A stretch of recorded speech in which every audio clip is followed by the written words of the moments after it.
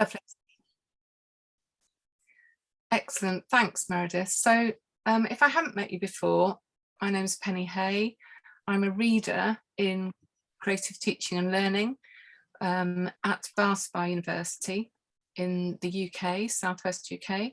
I'm also a research fellow, and with that hat on, I get to set up experimental sites of pedagogical innovation, sites of creative learning, like the Forest of Imagination and School Without Walls. I can tell you more about that later. I'm also director of a charity that's now called House of Imagination. We were called 5 by 5 for 20 years, but we renamed ourselves House of Imagination in memory of Sir Ken Robinson, who was our patron for 20 years. And I worked with Ken, well, I've worked with Ken since 1989, so a long time. And he was an absolutely inspirational kind of force in my life and a total hero. So we can talk more about that later. But it's my pleasure to introduce you to Meredith Lewis and Sharon Lierse. So Meredith and I, as I said, we met in the Twitter sphere in a conversation about imagination and the importance of imagination and creativity in our lives. So I'm going to hand over to Meredith to introduce herself, and then I'm going to introduce Sharon to you. Hello and welcome. It's delightful to see you all here, and thank you for joining us. As Penny said, we've all met digitally, and one of the real joys for me over the last 2 years has been connecting with people all over the world. I work with creativity. I'm a mentor. I mentor people in discovering creative identity and building creative process. I'm a transformative facilitator, and I'm also a non-fiction writer. And tonight I will be mainly interacting with you in Zoom chat. So thanks for coming. Wonderful. Thanks, Meredith. So it's our absolute pleasure, Meredith and I, as kind of co-creators of these sessions, but obviously inviting everybody to be involved. So our first speaker of this, hopefully, series of events is Sharon Lierse, who's an artist, researcher and teacher. And so without any more to do, I'm going to hand over to you, Sharon. So Sharon's going to make a presentation for 15-20 minutes, and then we'll stop the recording, and then we'll open up for questions and conversation. Thanks, Sharon. All right. Well, thank you, Penny and Meredith, for providing me the opportunity for the provocation. I'd just like, firstly, Penny, Meredith, just to put your thumbs up and people in the audience to know that you can see my PowerPoint. Yes, you can all see that. Fantastic. Thank you. So now the only thing is, okay. So my name's Sharon Lierse. I'm from Melbourne, Australia. I would like to first begin by acknowledging the traditional custodians of the unceded lands we are all on as we meet today. I pay my respects to their elders, past, present, and recognise their continuing connection to land, waters and culture.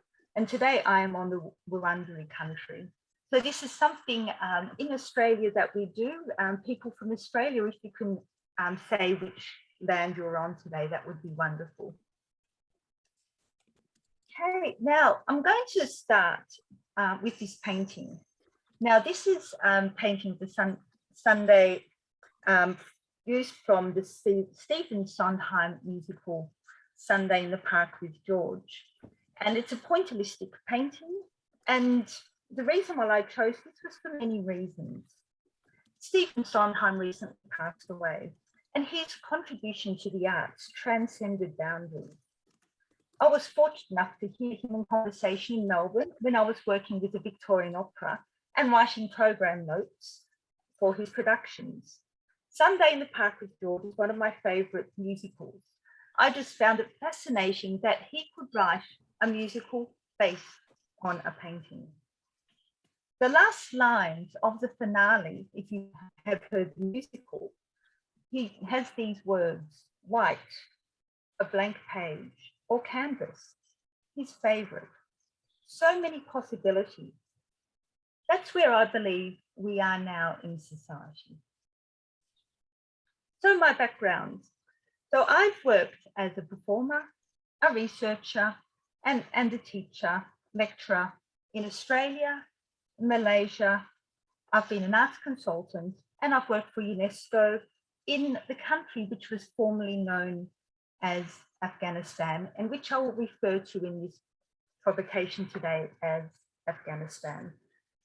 In Afghanistan, we were actually developing the new school curriculum from year 1 to 12, in which I was the International Arts Education Specialist. I have structured this talk today under the themes of time, place, and space. So here I'm going to discuss the issues of creativity and creativity in crisis through my experience and lens of living in Melbourne during the world's longest lockdown and working for the most dangerous country in the world. I will finish the presentation by discussing future possibilities, as Sondheim so aptly put it. So firstly, I'm just going to talk a bit about Melbourne for people who aren't from the city or from Australia. This is a picture of our iconic Flinders Street station. Melbourne is a city of 5 million people. It's in the state of Victoria, which has approximately 6.5 million people. We were coined the most livable city for 7 years in a row. We're also the arts capital of Australia. But in the last 2 years, we were the city with the world's longest lockdown, which went for 262 days. So Melbourne endured 6 lockdowns in all. We commenced on Friday, 13th of March 2020, and we had 6 lockdowns. And people have asked me, what was it like living in the city of the world's longest lockdown? Now here, what I've got is to show you what we had with daily statistics. What Australia wanted was to have 0 COVID, and this was up to November 2021. So what we wanted was 0 cases and 0 deaths. And when you do that as 2 circles, you get a donut. So we used to call these donut days. And as you can see on the left-hand side, cases in the last 24 hours and lives lost. Here we have metropolitan Melbourne, 2.8 cases in a rolling 14 days, and in regional Victoria, 0.2, and we were in lockdown. On the right-hand side, you can see for the last 2 years, this is the cumulative graph of case, or actually case numbers per day. As you can see, they're negligible up to the last few months in which it spiked. And the reason why that happened was that we had vaccinations, and when we reached a certain point with the vaccinations, we went out of lockdown and our case numbers surged. So what it was like living in lockdown? It was difficult. The lockdowns became stricter many months until we were only allowed to leave our homes for 4 reasons. We could exercise 1 or 2 hours a day, depending on which lockdown it was, only for essential shopping or essential medical appointments, and then later on for vaccination. At one stage, we had an 8 p.m. curfew, and then we could not travel beyond 5 kilometres without a permit. One point, there was a ring of steel dividing the city of Melbourne and the regional areas. We could not travel interstate, we could not see our friends, and our international borders were closed. I also looked at the coronavirus worldometer. I was following that for the last 2 years, and that ranks the cumulative number of cases per country. And we were around the 100 in the world for the cumulative number of cases. We actually got down to 126, which meant we didn't have many cases at all. After this lockdown, we're actually up to number 29 in the world. So you can see that things have changed. Now, the last lockdown occurred when there was an outbreak, and at that stage we had fewer than 10 cases, and we were given 4 hours notice. I remember that because I was in Daylesford for a holiday, which I had rescheduled 3 times. Daylesford is a city approximately 90 minutes northwest of Melbourne, and we were plunged into what we were told was a 7-day lockdown. That lasted 73. So for almost 2 years, we've had very low case numbers until November, December this last year, when it went up from 1,000 cases a day to 51,000 cases 2 weeks later. So what does that mean for the arts and creativity? Here I have a picture of the arts precinct in Melbourne. We've got Hamer Hall at the front, where the Melbourne Symphony perform lots of concerts. Behind that, where the Spire is our art centre for opera and plays. And behind that, we also have the National Gallery of Victoria. And you can also see our parks and gardens. The arts sector was first out and last in. Performances, events, festivals were cancelled, often at short notice. In between lockdowns, planning for a possible event was difficult. For the artists, people's incomes evaporated overnight. The Australian government had a scheme called JobKeeper or Job Seeker, but for freelance artists and creators who were often casual employees, they fell through the cracks. Supplementary income, such as work in retail and hospitality, also disappeared because they worked in shops and cafes where they closed. So the creative economy really suffered. The Melbourne Symphony Orchestra cancelled 80 concerts. Australian Ballet did not perform for almost 2 years. Events were placed on hold or cancelled, or they only would be able to get up 1 or 2 events, which were in some ways quite tokenistic. Musicals such as Moulin Rouge and Frozen had to cancel many shows. For instance, Moulin Rouge, they had to cancel their show late last year in the middle of Act 2 because one cast member was tested positive. They sent the audience home in the middle of Act 2. To rub salt into the wound, there's been a dichotomy between the arts and sport. Footballers could travel interstate with their families to compete. During COVID, artists were surviving from food hampers from friends. On Monday, I was at a meeting for a commission in which we arrange artists for a series of concerts. We are very lucky that we're provided with a venue and what I would call a very modest budget to pay for the performers. As a result of the pandemic, our budget for 2022 was zero. It was no longer viable for us to run an event when we have to keep asking artists not only to accept a reduced amount, but to actually donate their creative talents. Now, this meeting highlighted a ludicrous situation which is happening at the moment. We've all heard about the Great Resignation and about labour shortages in certain sectors of the economy.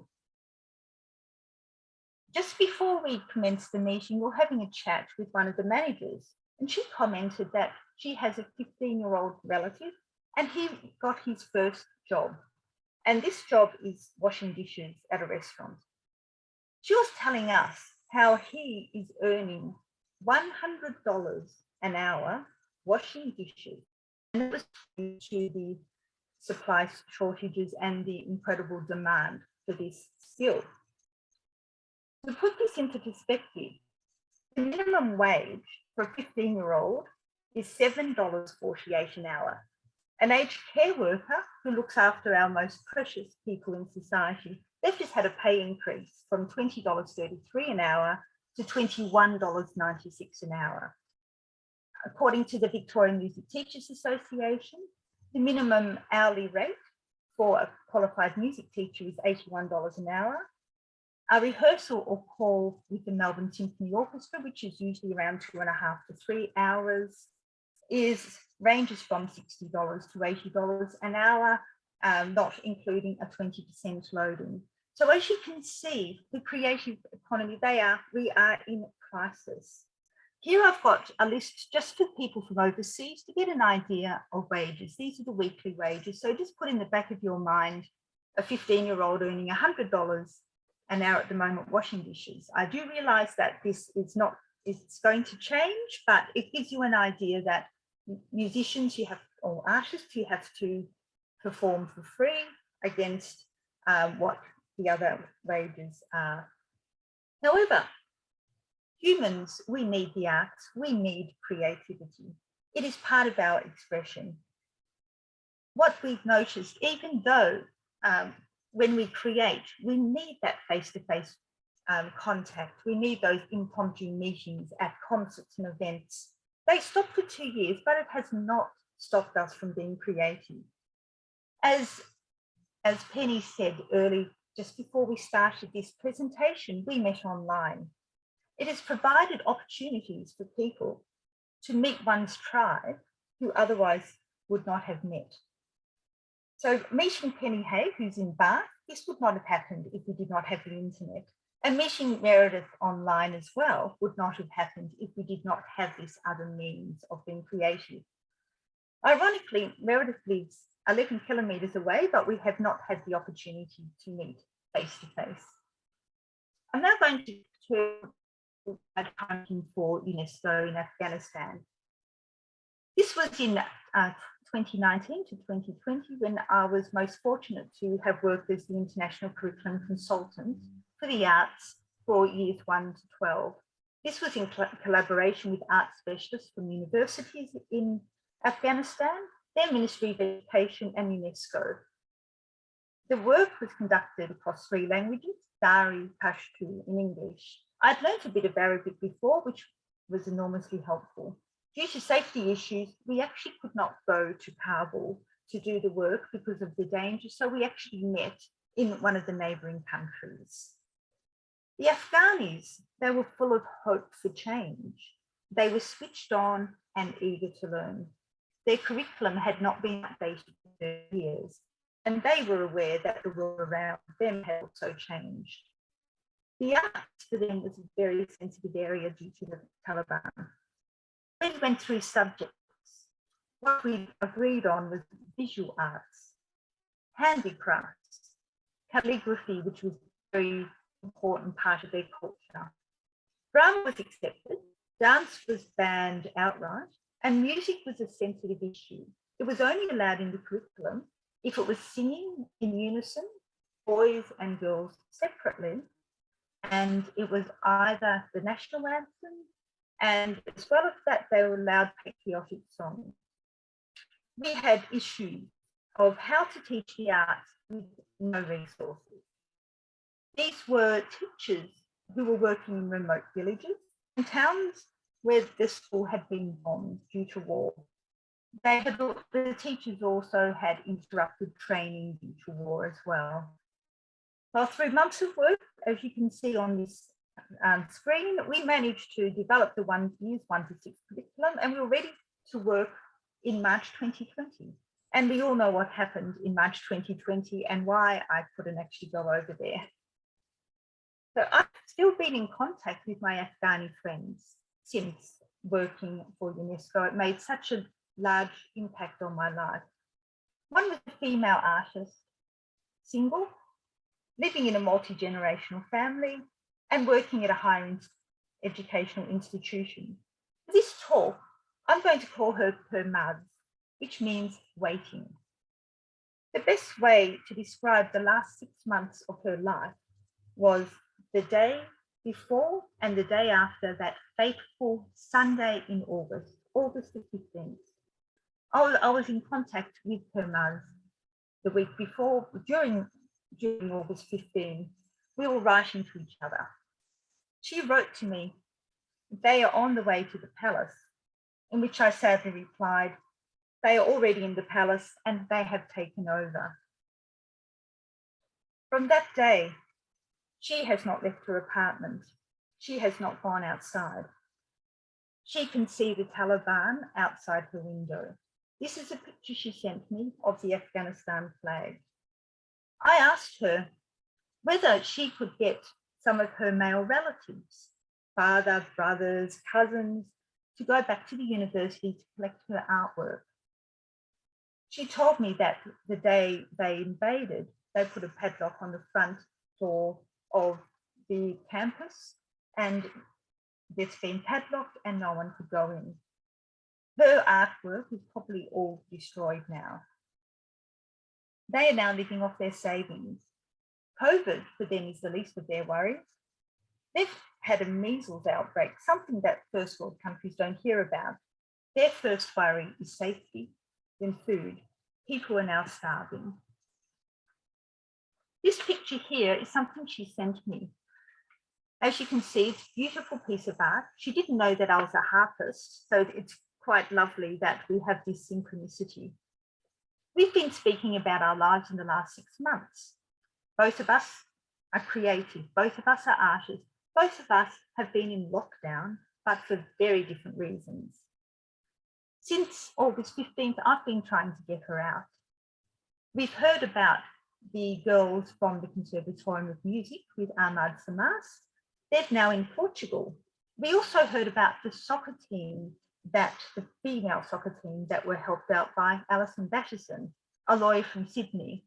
Coincidentally, I knew Alison Batterson, but I hadn't made the connection because I simply knew her as my friend Ali, and we'd had lunch in Sydney a few years ago.